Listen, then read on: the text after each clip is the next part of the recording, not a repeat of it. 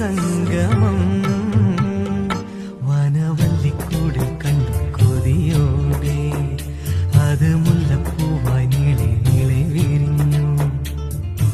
ഈ വാക്കുകൾ തേൻതുള്ളികൾ നീലത്തിൻ്റെ ബിംബം തൂകും അമൃതായി ഇന്ദ്രനീലരാഗച്ചെപ്പുകളിൽ നിറഞ്ഞു. യദുവലകമ്പോജി മുരടിയിലൂടാം ഞാൻ, യമുനയിലോളം പോ സിരകളിലാടാം ഞാൻ. സുരഭില